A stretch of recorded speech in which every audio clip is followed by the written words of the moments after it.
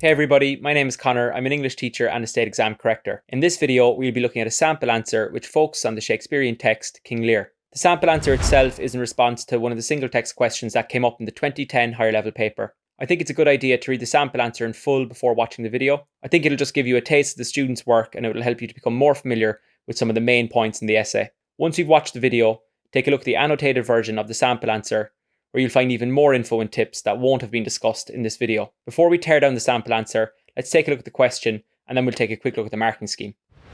So the question reads, in King Lear, honour and loyalty triumph over brutality and viciousness. Write your response to this statement supporting your answer with suitable reference to the text. The first thing to recognise here is the fact that the question has two parts. So the first part is to do with honour and loyalty, and the second part is to do with brutality and viciousness. For me, this question is really asking you to think about how honour and loyalty and brutality and viciousness are presented to you throughout the text. It then wants you to consider whether or not honour and loyalty ultimately triumph over brutality and viciousness in the context of the play. So with that in mind, I think a good tip when approaching the single text question is to remember that you're nearly always going to be assessed on your studied text's themes and characters. It's also very important that you support your answer with suitable reference to the text for this question. This basically means that you need to provide references to appropriate key moments and accurate quotes when arguing whether or not you feel as though honour and loyalty triumph over brutality and viciousness in the play. Now that we've worked our way around the question, let's take a quick look at the marking scheme.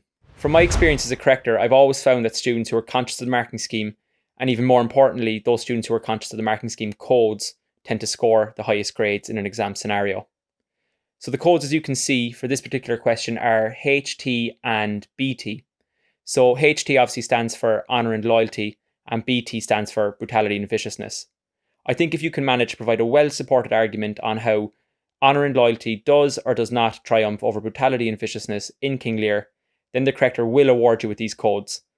And you must remember, the more of these codes awarded to your essay, the higher your grade will be. So now that we understand the question and we've taken a quick look at the marking scheme, I want to just quickly show you how I form my initial impression of a student's single text response. The first thing that always influences my judgment of a single text response is the response's structure. For a single text essay, I'm expecting that the student will have an intro, 5 or 6 main body paragraphs, and a conclusion. So students who fail to follow that simple structure are often the students who unfortunately submit essays that will lack fluidity and will nearly always lack a consistent argument. The second thing I consider then is whether or not the student has actually addressed the question in their essay. An easy way for you to stay focused on the question at hand throughout your own essay is to continuously reinforce the question's key words. The next thing I consider is the student's knowledge of their single text's key moments. So in order for you to show the corrector your knowledge of the text and to support any point you're making in relation to the text in light of the question that's being posed, you must refer accurately to the text's key moments. I always tell my students in English class that when writing an English essay in paper 2, it's like giving evidence in a court of law. Whatever you say has to be backed up with evidence. In the case of this question, your key moments and quotes will actually be your evidence. The last thing then that forms my initial impression is personal response. As a corrector, I always love reading students' unique and insightful responses to the single text that they've actually studied. So instead of providing the corrector with learnt off notes in your essay like so many students do, aim to include your own personal response to the text that you've studied, all while, if you can, addressing the question at hand. I guarantee you this will separate you from the majority and will help you for sure in your pursuit of a high grade. So now that you know how I form my initial impressions of a student's single text essay, let's take a look at the sample answer's introduction. So what I really liked about this student's introduction is the fact that they reinforced the question's keywords from the get-go. As you see here highlighted in green, phrases such as honourable ultimately triumph the brutal and honour and loyalty triumph over brutality show me that this student has figured out what is actually being asked in the question and will actually be addressing it in their essay. I also really liked the student's use of the I pronoun. Phrases such as I do not necessarily agree with and therefore I cannot say show me, the corrector, that this student has the ability to articulate their own opinion in the context of both the text and the question being posed. I also love the fact that this student in their intro shows that they will be sitting on the fence when it comes to their judgment on whether or not honour and loyalty triumph over brutality and viciousness in the play King Lear. By not pigeonholing themselves to one side of the argument, this student has actually craftily given themselves an opportunity to discuss both sides of the argument throughout their essay. This in turn will actually afford the student with the chance to choose their strongest points from a wider range of options in comparison to the student who chooses one side of the argument over the other.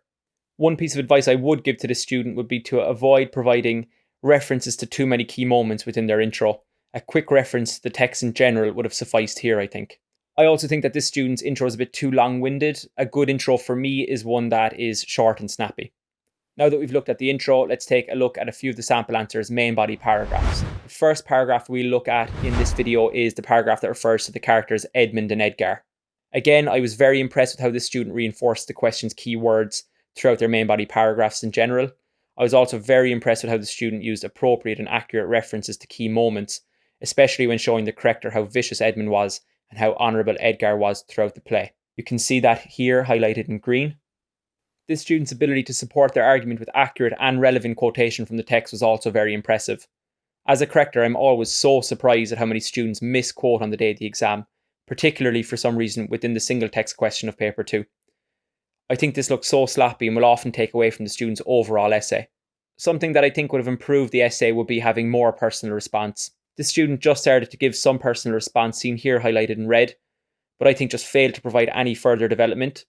An extra sentence or two here going into detail on how they actually felt about the fact that it is the norm for spite and viciousness to win over honour and goodness in King Lear would have really added to this main body paragraph. Also, watch out for spelling mistakes in your essay, especially when it comes to the characters from your single text. You should really be, by now, spelling these correctly, and misspelling their names definitely won't impress the corrector. The next paragraph we're going to look at is the paragraph in relation to the plucking out of the eyes key moment. I was very impressed with the example of personal response that the student shows here. So highlighted in green, I do still think that another sentence or two elaborating on this response would have made this paragraph even more impressive. Again, the student shows awareness of the question and provides a balanced argument, which is key in this main body paragraph. I also really like the reference to the Machiavellian nature of some of the characters in King Lear. This reference alone shows me that the student possesses a deep knowledge and appreciation for the single text's characters in the context of the question. One piece of advice I would give to the student in relation to this paragraph would be to keep things more straightforward. I feel as though this paragraph is quite disjointed at times due to the fact that the student has tried to squeeze so much information into one main body paragraph. A good tip for you is to refer to one main point per main body paragraph. So now that we've looked at some of the sample answer, let's take a quick look at some of the overall take-home points. So this sample answer was actually very impressive overall. I feel what worked well is the fact that the student addressed the questions throughout the essay. The student's knowledge of King Lear's key moments and quotes is also incredibly impressive.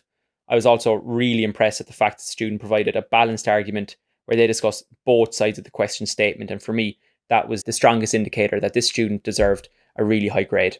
Some advice I would give to this student would be to just include more personal response in their essay, and to remember to keep their main body paragraphs more direct and even more concise. So hopefully the information shared in this video has been of some help to you. Make sure you download the annotated version of the sample answer where you'll find even more info that wasn't discussed in this video.